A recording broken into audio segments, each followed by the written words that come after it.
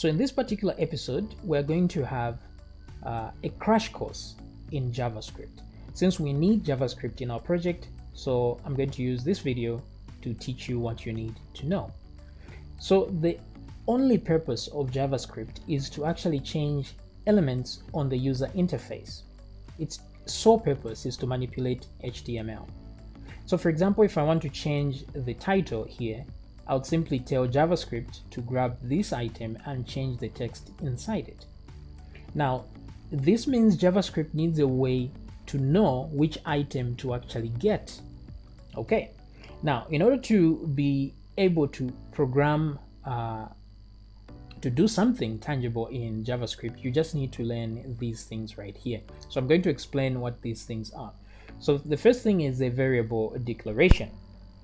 So let's go to our text editor right here, and I have my folder loaded right there.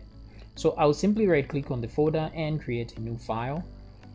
I'll put a suggestion here for the file name, file.html, and hit save, and then I can simply save. Then I can remove that. So let me add an element in here so that we can learn how to get it. So it's of type text, and I won't be giving it a name, or let me give it a name. Let's say my text box, something like this. And let me duplicate this and put this as a button, and then this one will be my button. Now I will change these to ID instead so that we can easily grab them. Now in JavaScript, it's very important to have IDs on your items so that you can easily grab them, and the IDs must be unique. So let me save that, and then if I go to my browser, I can simply navigate to this file, file.html, and there we go. So I have a button there. So let me put some text inside that button and say value is equal to click me, something like so. Let me refresh, and there we go. So this is very mundane, but let's see how we can actually grab this item right here, the text box. Okay, so in order to do that, you go down here and put your script tags at the bottom. This is how you add JavaScript to your project. Now the script tags can be anywhere on your project, but it's better they're at the bottom, because if you put them at the top, the page loads from the top to the bottom. You'll find that your code will start running before the elements are even loaded, which won't make any sense since JavaScript is solely there to manipulate those items. So better to put it at the bottom. Okay, so once you do this, this is JavaScript. So now to declare a variable, we type the word var, something like this. So var element. So what I'm simply saying is that keep a memory location in my computer called element and put nothing in there. So I can say var element is equal to 0. So what this means is set aside a location in my memory, call it element, and then add a 0 there. So if later on I want to see it, I can use the function called alert and say element like this. So I've created a memory location called element and I've assigned it to a 0, and then now I'm saying alert me what's inside this element. So let me save this and then let's refresh the page, and you see alert 0, which is correct because that's what we put there. So whatever we put there, we'll see it here. Now instead, what I want to do is I want to add this element here into this variable. So to do that, I will grab the document. Now document is a class, is an object in JavaScript. Now everything in JavaScript is an object. So JavaScript by nature is object-oriented programming. So it uses the dot notation. So if I'm talking about the document and I want to get one of its properties or one of its methods, I'll have to use a dot. So in this case, document has a method called getElement by ID, like so. Now I'll put open close bracket and put the ID of the element that I want to grab. So in here it's the ID of that element, so I'll get this one. So what I'm simply saying is, in the document, get an element using the ID of my text box, which will be this, and that element will be pushed inside this variable right here. Okay, so now if I'm going to alert, I say alert like this, it will tell me what's contained in element. So I'll refresh and it will tell me it's an object, an HTML input element, which is correct. But then if I want to know the ID or whatever other attribute, like for example, the type, what is the type of this thing? All I simply need to say is the element dot type.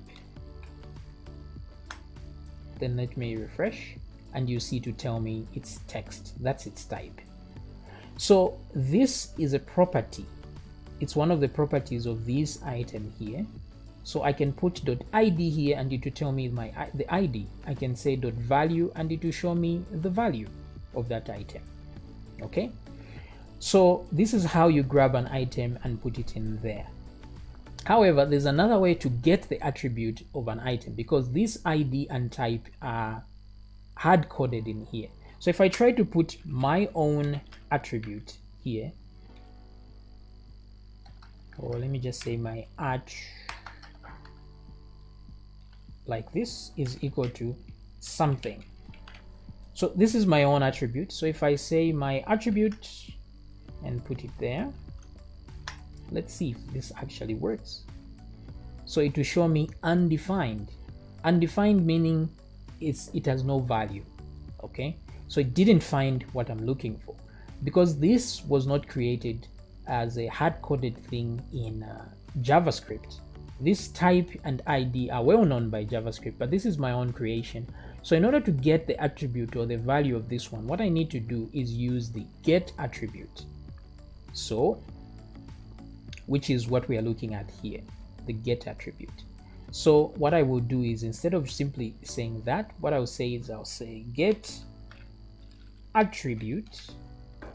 Now please note the camel casing that we are doing here, because if there are two or more words that are connected together, always you start with a small letter. All the methods and properties start with a small letter.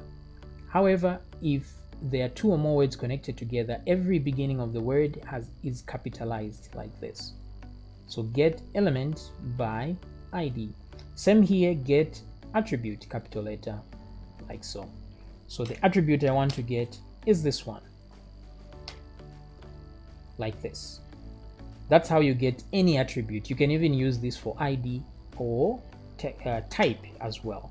So if I refresh, oops, element dot get attribute, my attribute. Okay, so what I'm missing here is a closing bracket here.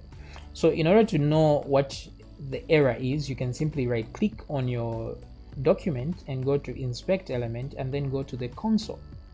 In here you will see all the errors that are there. So the one we are looking for is uncaught syntax error, missing closing bracket after the argument list. Okay, and while we're at the console, I'll leave it open for a second. So let me close that bracket and we should see an alert, which is something. So it has taken the attribute from there and shown us the data inside. All right, now there's another way to display your data. You can use the console itself. So I'll say console.log. That's how you do it, console with an E. So console.log means write to the console whatever contents are in these brackets. So if I refresh the page while the console is still on, you see that something is here now instead of being alerted. So there are certain times when you need the value to be shown in the console so that you don't see that pop-up, and sometimes you can use the pop-up. That's entirely up to you. Okay, now in the same way we are getting an element, we can actually set an element. So let me simply say, let me go up here and copy this part because the syntax is similar. So I'll say element.set attribute. I want to set the attribute of this item. So what I want to change in here is type. I want to change it to a button. Okay, So if I go here, you put the attribute you want to change, and then you put to what value you want to change it to, and then like that. And then console.log, we want to get the attribute of type so that we see what it is now. So let's recap. What we are doing is we are grabbing the element, getting it from the document, putting it inside here, and then we are grabbing that same element and setting the attribute. We are changing the type here from text to button, and then we want the console to show us what the new type is by saying get attribute type. So let me save this and let me refresh. And now, as you can see, in real time, you've seen the text box change to a button. Now the button has no text in there, so I can simply set another attribute and say set attribute value. We're going to say click me also, something like this. So we are changing it to a button, and then we're changing the value of the same button to this one. So let me refresh the page, and then you see there it is. So this is how you can grab an item in JavaScript and manipulate its content. So let's come back here and see what we haven't seen. So we've gone up to this point here where we set an attribute, get an attribute, variable declaration, and also get an element by ID. However, there's another method to get elements, and that's by using the class name. Now the reason you would need this is because sometimes you want to grab many items at once, and ID is supposed to be unique to one item in the whole document. So if you were to grab many items, it would take you a long time to use the ID, but because the class can be used on multiple items, you can simply tell it grab every element that has this class name, right? So here, let me say class. Let's give it a class of my class. So I'm going to copy this class here as well. I'll leave this value and put the class over there. So these guys have the same class, so I can grab both of them at the same time and manipulate their value. So let's see that in action. So what I will do here, let me close all this up. So since it's not only one element I'm going to grab, it will be elements, so I'll change it to elements here. But this is just a variable name, so you can put anything here, it doesn't matter. But document.getElements, you have to put an S there by class name. So we use the camel case again. So what class name do you want to grab? This one, my class. So I'll put it right there like this. So what will happen is these elements will contain both this and that. Now, how do I specify which one I want to get? Now, since there are two items, it's going to create an array with two items. Now, in order to get the first item, I'll do this, because the first item is always in location number 0, and the second item is in location 1, and so on and so forth. So if I simply say alert me to element 0 dot, I want to get dot the ID of that element, like so. If I refresh my page, it will show me that the ID is my text box, which is this one here. But then if I put location number 1 like this, it will show me that it's a button. But if I don't want to specify here, I just want it to loop and show me everything in this item, what I will do is create a for loop. So I'll simply type for like this and then put elements here. So Sublime Text creates the for loop for me. Now, if you don't understand the for loop, it goes like this. Variable is declared, which is I, and it's equal to elements.length, which means the entire length of these elements. So in here there are two items we know, so the length of these elements is 2. So in other words, variable I is going to be equal to 2. However, there's -1 here, so it's going to be 2 minus 1, which is 1. Now the reason the -1 is important is because arrays start from 0. Okay, So since the first location is 0, if the element has 2 items, the length is going to be 2. However, there's no memory location 2 in that situation because the first one is 0 and the second one is 1, and that's 2. So meaning element number 2 doesn't exist. So that's why we subtract 1 to avoid that error going to number 2, which will give us an error. Okay, so that's that. So once this is set to 1 in this case, and then we're going to ask this condition here. So for as long as this condition is true, the contents of this for loop will execute. If this is false, this will not execute. So the first time we come through the loop, I is equal to 1. So you ask your question, is I greater or equal to 0? Which is true. 1 is greater and or equal to 0. So this will run. However, we're going to reduce I by 1 value. This is what this I minus minus means. We reduce it by 1. So from 1, it becomes 0. So is 0 greater or equal to 0? Well, of course, 0 is equal to 0. So this will run again for the second time.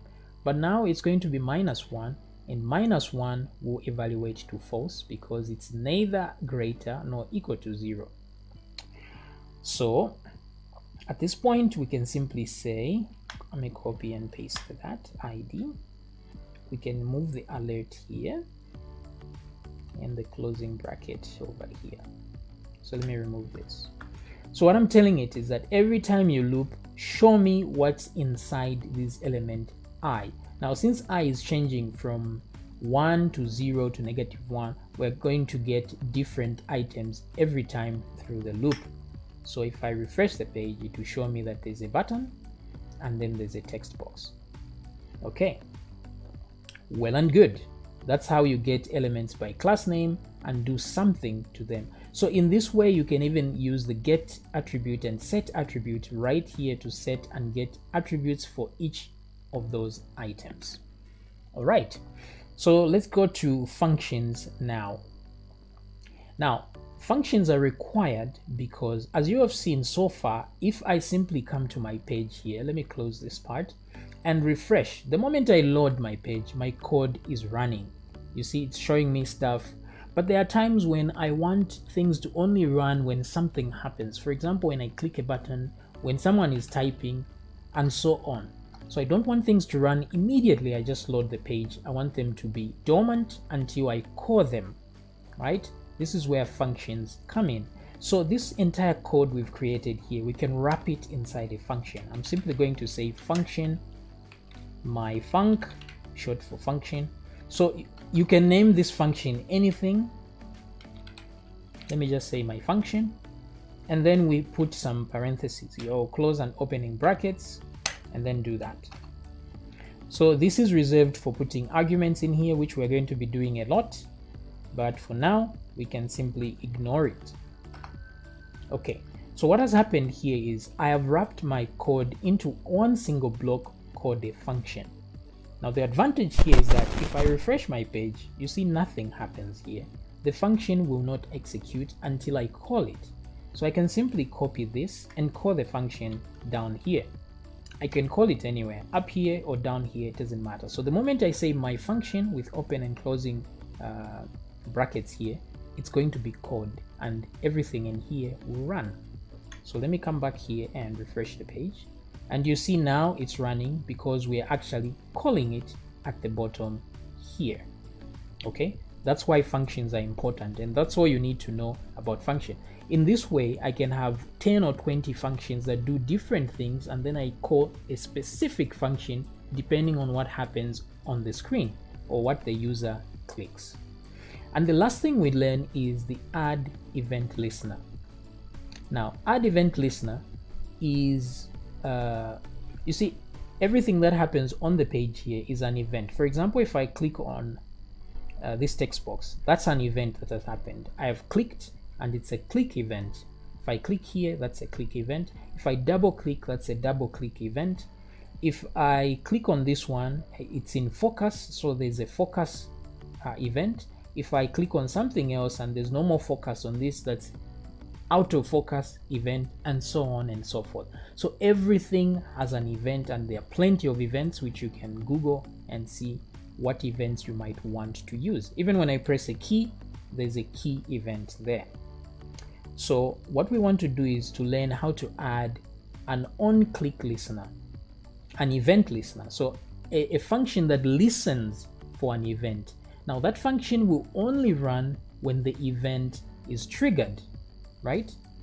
That's the only time it's going to run. So let me remove everything in here and simply put a very simple thing here and just say alert and say something was clicked, like this. So we want this function to only run when something was clicked, not immediately run like this. So in order to do that, we have to create an event listener. Now, creating something like this is very easy.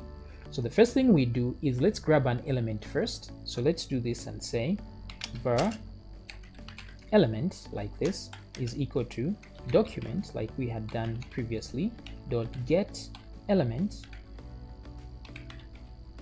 by ID. Now the ID we want to get is my text box, or let's use the button in this case, my button. Okay, and the semicolon at the end, of course. So we've grabbed this element. Now we want to add an on-click event listener. We want this thing to be listening to this button, and anytime it's clicked, the function should run. This function right here. But anyway, we can create a function directly here. We don't actually need this. So let me come down here and show you how to create the event listener. So we'll say element dot, whatever that element is, add event listener. Like this. I hope I've spelled that correctly.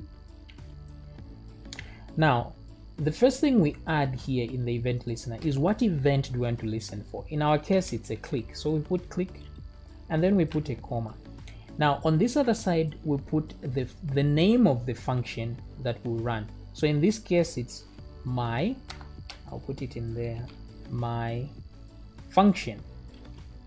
That's the function that we run. And that's it. So now when I click this element, this function will run. So let's give it a go and see if that actually happens. Oopsie, it's not happening. So let's see, let's go back here and see what's going on in the console. So uncaught type error, event argument 2 is not an object. So argument 2 is these are arguments inside here. So argument 2 is obviously this one. So maybe it's supposed to be a function.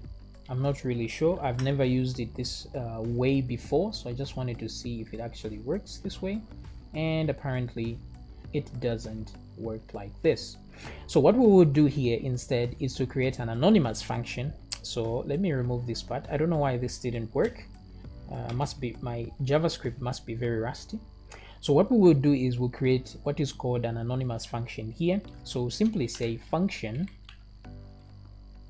okay, and put open close like that, and then we put our brackets.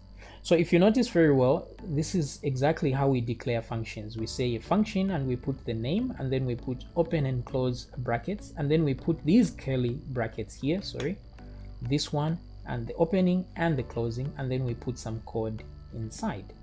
So that's exactly what we're doing in a function, except that this function has no name. That's why it's anonymous. And then, but everything else remains the same. Now, there's no need to leave it in one line. We can simply click between those and open it like this so that we can add a lot of code down here. So in this case, we just want an alert, and I'm going to put the alert down here. So we can eliminate this function altogether since our first attempt didn't actually work. So let's come back here and refresh, and let me click, and you see something was clicked. Now, if you want to know exactly what was clicked, oh yeah, we know the element here. let's see if we put an E over there. Let's name it event. I'm not sure if this will actually work. Let event. Let's see what we get. Okay, that's good. So if we put the word event here, you can know exactly what was clicked. So I wanted to show us what was clicked, and we're going to say event dot target dot ID. So event dot target is the targeted item, whatever was clicked, and then we want to get its ID. So let me right click and click here, and that's the button that was clicked. All right, so far so good. Now this is one way to add an event listener. The other way is like this. Let me undo up to where the function still exists. So what I can do, instead of adding an event listener, I recommend you do it this way though, but there's another way to do it. This way is better, that we've just done it, but you can also do it right on the button here. I can simply add another attribute called onClick, like this, is equal to, and put parentheses like this, and then call the function that I want to run. So I can simply go here and call this function, but make sure you put event in there so that you can capture that event. And here we'll need to capture that, so we can put something like E, and then we're going to say alert me e.target.id. So this is exactly like the previous thing we did, but this is usually much simpler for people, but it's better to add an event listener. So let me refresh, and then let me click here, and you see again we get exactly the same result. So this is basically what you need to learn to be able to program in JavaScript. This is pretty much what you're going to be using over and over multiple times, and once you know this and practice with this, it's going to get easier over time.